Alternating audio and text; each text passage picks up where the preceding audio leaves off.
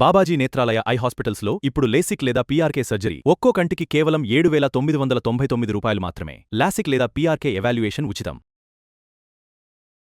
శ్రావణ మాసంలో అమ్మవారి పూజ చేస్తున్నాము అని అంటే ఖచ్చితంగా ఒక కొత్త చీర, కొంతమంది అయితే బంగారం ఏదో ఒకటి కొని ఖచ్చితంగా అమ్మవారి దగ్గర పెట్టి ఈ మాసంలో పూజ చేస్తారు. పట్టు చీర కట్టుకోనే పూజ చెయ్యాలి అని కొంతమంది అంటారు, పట్టు చీర పూజకి పనికిరాదు అని మరికొంతమంది అంటారు. మరి ఇందులో ఏది నిజం, ఏది కాదు?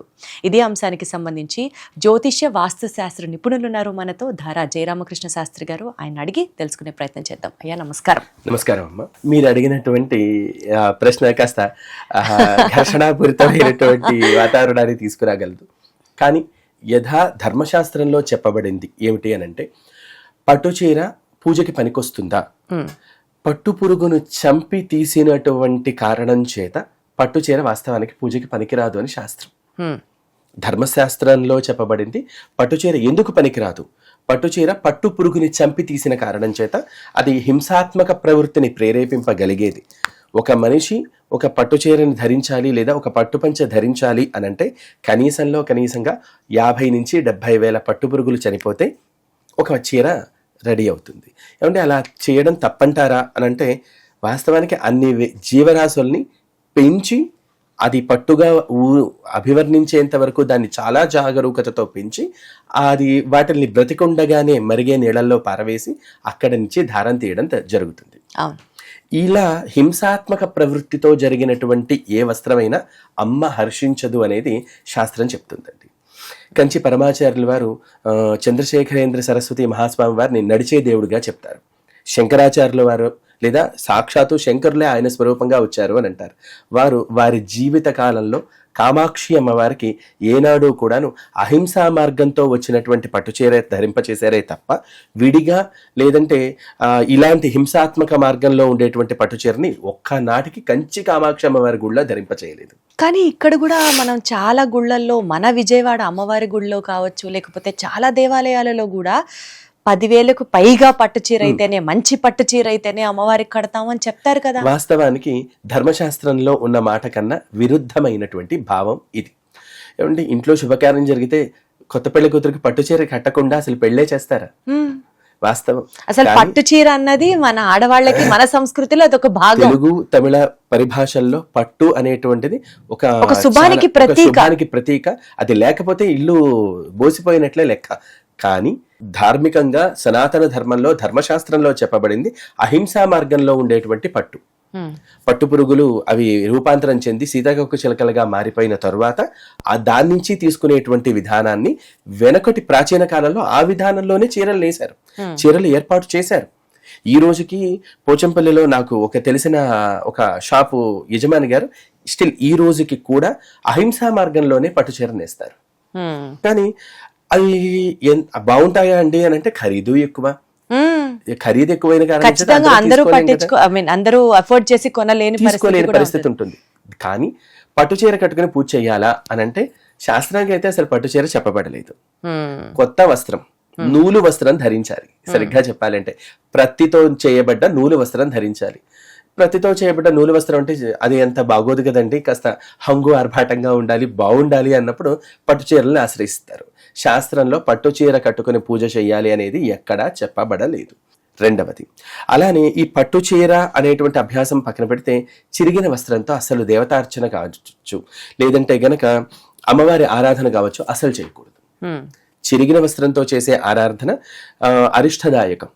అష్టవిధ దరిద్రాల్లో చిరిగిన బట్ట కట్టుకుని ఉండుట అనేటువంటిది కూడా ఒక దరిద్రం. అంటే చిరిగిన బట్టతో కేవలం శివ పూజ చేస్తే అది శ్రేయస్కరం కాదు అని విన్నాము. ఏ దేవతార్చన చిరిగిన బట్టతో చేయకూడదండి. ఒక వస్త్రం చిరిగింది అంటే అది జీర్ణమైపోయింది అని అర్థం. ఒక వ్యక్తికి గతించిన తర్వాత పార్థివ దేహాన్ని మనం అట్టే పెట్టుకోకుండా ఎలా అయితే ఉంటామో అది కూడా అంతే. ఈ మధ్యకాలంలో నేను కొత్తగా ఒక మాట విన్నాను. ఒకరు కట్టి విడిచిన వస్త్రం ఇంకొకళ్ళు కట్టుకుని పూజ చేయొచ్చా?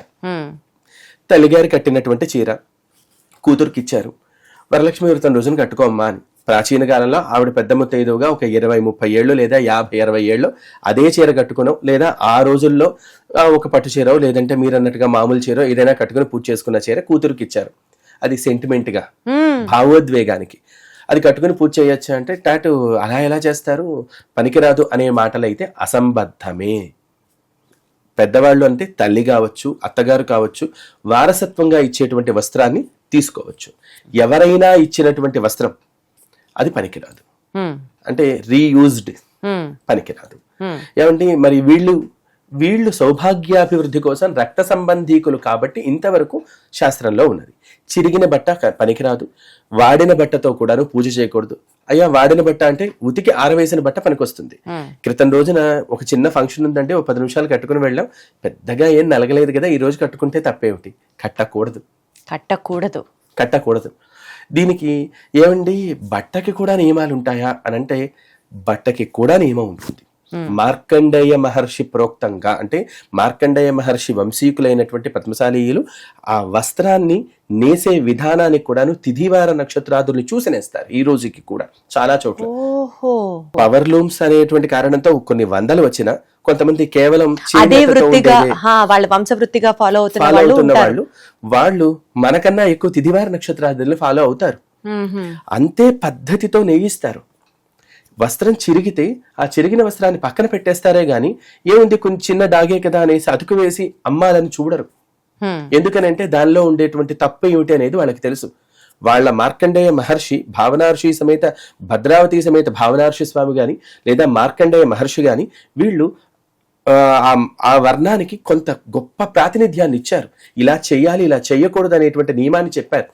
ఆ నియమంలో కూడా ఈ పట్టు పురుగుని చంపి చేసే విధానాన్ని మార్కండేయ మహర్షి వ్యతిరేకించారు. ఎక్కడో ఏదో గుడిలో అసలు అహింసాపూర్వకంగా చేసినటువంటి పట్టు చీరతో మాత్రమే అమ్మవారికి తిరువారూరు కమలాంబిక అమ్మవారి ఆలయంలో తిరువారూరు కమలాంబిక అమ్మవారి ఆలయానికి ఈ రోజుకు కూడా అహింసా మార్గంతో ఉండేటువంటి పట్టు చీర అయితే కడతారు, లేదంటే నూలు చీర కడతారు.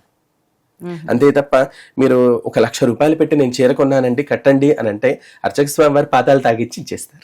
ఎందువల్ల అనంటే అది అక్కడ ఉండేటువంటి శాసనం తమిళ ప్రబంధాల్లో కూడా ఉన్నది. ఇలాంటి వస్త్రాన్ని మాత్రమే కట్టాలి అని. అంత గొప్ప వస్త్రానికి ప్రాముఖ్యత ఉంటుందా అంటే వస్త్రానికి ఈ విధానంలో ప్రాముఖ్యత ఉంటుంది. పూజ చేసేటప్పుడు కూడా మనం బయట వాళ్ళని ఎవరిని పిలవకపోయినా కూడా మనమే ఉన్నా కూడా నైటీ వేసుకొని పూజ చెయ్యకూడదు. ఖచ్చితంగా 100% వారికి నమస్కారాలు తెలియజేశానని చెప్పండి. ఎందువల్ల అనంటే ధర్మశాస్త్రంలో నైటీలు వగేరాలు ఏవీ లేవండి. రెండవది సౌలభ్యం సౌకర్యం అనేటువంటి విధానంలో ఎప్పుడో రాత్రి పడుకునేటప్పుడు వారి వీలును బట్టి గ్రహకృత్యాదులు పొద్దున్నుంచి రాత్రి వరకు చేసి ఉండి వారు ధరించారు అని అంటే ఒక అర్థం. సరే, దాన్ని సౌలభ్యవంతంగా మనం మార్చుకున్నాం. వెనకటి రోజుల్లో 8 గజాల చీరలు కట్టుకునేవారు. 8 గజాల చీరలు కట్టుకునేవారు, అంత భారాన్ని మోసేవారు. రోజులు మారుతున్నాయి, సమాజం మారుతోంది, అన్ని విధాలా మారుతున్న కారణంతో ఇది మార్పు వస్తే తప్ప అంటే తప్పు కాదు, కానీ భగవద్ ఆరాధనలో మాత్రం తప్పు, నిషిద్ధం, ఖచ్చితంగా నిషిద్ధం. అలా చేయడం వల్ల దైవీక శక్తుల కన్నా నెగిటివ్ ఎనర్జీ, ఆసురీ శక్తులు ప్రబలుతాయి. అసలు ధర్మశాస్త్రంలో ఎక్కడా కూడా జుట్టు విరబోసుకుని పూజ అనేది చెప్పబడలేదు. రాక్షసులు మాత్రమే అట్లా చేస్తారు, దెయ్యాలు మాత్రమే అలా ఉంటాయి. రెండవది జుట్టు కొసలు కనిపించకుండా ముడి వేసుకోవాలి ఖచ్చితంగా. అలా కొసలు ముడి వేసుకుని చేసినటువంటి పూజ పరమాత్ముడు స్వీకరిస్తారు. ఏమండి నా జుట్టు నా ఇష్టం కదా. ఇంకొక భగవద్ ఆరాధనకి తప్పేమిటంటే ఆ కొసల నుంచి జాలువారేటువంటి నీరు ఏదైతే ఉందో అది గ్రామ్యమైన లౌకిక ప్రవృత్తుల్ని ప్రేరేపిస్తుంది. తద్వారా దైవిక చింతన పోతుంది. తద్వారా కొసలు ముడి పెట్టుకుని ఆధ్యాత్మిక భావనల్లో మాత్రమే ముందడుగు వేయాలి. అమ్మవారికి మరీ ముఖ్యంగా ఇలాంటి నియమాలు చాలా ఎక్కువ అని విన్నాను. ఖచ్చితంగా అమ్మవారి కబరీబంధం గురించి 100 శ్లోకాలు ఉన్నాయి. అంటే అమ్మవారి జడ ముడి గురించి. అమ్మవారి జడ విరబోసుకుని ఉండరు. కేవలం మహిషాసురమర్దని అలంకారం రోజు తప్ప, లేదా కాళికా అమ్మవారి అలంకారం రోజు తప్ప మిగతా ఏ భగవతి ఏ అమ్మవారు కూడా జుట్టు విరబోసుకుని మనకి కనిపించరు.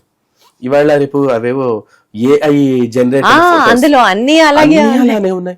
అమ్మవారు ఎప్పుడు జుట్టు విరబోసుకునే ఉంటారు. మరి అదే విచిత్రమో తెలియదు. కేవలం శంకరాచార్యుల వారు ఆర్యా పంచకం ఆర్యా శతకం లాగా కబరీబంధం మీద, అంటే అమ్మవారి జడ ముడి మీద 100 శ్లోకాలు రాశారు. జడ ముడి మీదే, అంత ముడి మీదే అన్ని శ్లోకాలు రాశారు. ఈ రోజుకి ర్యాలీ జగన్మోహిని కేశవ స్వామి వారి దేవస్థానానికి వెళ్తే ముందు పురుష స్వరూపం, వెనక స్త్రీ స్వరూపం ఉంటే స్త్రీ స్వరూపానికి జడ ముడి పెట్టుకున్నట్లుగా అమ్మవారు ఉంటారు. సో అంత ఇంపార్టెన్స్ అన్నమాట జుట్టుని వదిలేయకూడదు వదిలేయకూడదు విరబోకూడదు. అనేది. మరీ ముఖ్యంగా ఈ శ్రావణ మాసంలో పూజ చేసేటప్పుడు ముత్తైదులు ఎస్పెషల్లీ మట్టి గాజులు వేసుకునే పూజ చేస్తే మంచిది. ఖచ్చితంగా అమ్మ, కొన్ని లక్షల కోట్ల రూపాయల విలువతో ఉండే బంగారు గాజులు లేదా బంగారు, వజ్రాల గాజులతో ఉన్న సౌమంగళ్య వస్తువు కింద మట్టి గాజుల్ని లెక్క. సౌమంగళ్య వస్తువుల్లో మట్టి సీసంతో చేయబడ్డ గాజులు, అంటే అది గాజు కదా, చిట్లుతుంది, గుచ్చుకుంటుంది. గాజు సీసం కలవడం వల్ల అది శరీరానికి చలవ చేస్తుంది, ఆ ధ్వని మంగళధ్వనిగా మారుతుంది. ఒక గాజు శబ్దం మంచిది కాదు, కానీ గాజుల శబ్దం మంచిది. అచ్చా, ఒక గాజు మళ్ళీ వేసుకోకూడదు, 2 గాజులు కంపల్సరీగా వేసుకోవాలి. గాజులు లేకుండా కనిపించకూడదు, దేవతార్చన దగ్గరికి నైటీల్లో వెళ్ళకూడదు. ఖచ్చితంగా చీరతో మొదలైన మన వీడియో నైటీల దాకా గాజుల దాకా వెళ్ళిందంటే అంటే చేస్తే కరెక్ట్ గా తెలుసుకొని చెయ్యాలి అంతే. లేదంటే లేదు, ఇంకా మన ఇష్టం, నాకు వీలు మనసులో అనుకుంటే చాలు అనుకునే వాళ్ళకి మనం చెప్పేదేం లేదు, చెప్పగలిగింది ఏది లేదండి. బట్ ఏది కరెక్ట్ అన్నది తెలుసుకోవడం చాలా అవసరం. మీలాంటి వాళ్ళ వల్ల, ఇలాంటి వీడియోస్ చేయడం వల్ల 10 మందికి ఉపయోగపడేలాగా ఉంటే అంతకన్నా కావాల్సిందే. తప్పకుండా. Thank you so much. నమస్కారం.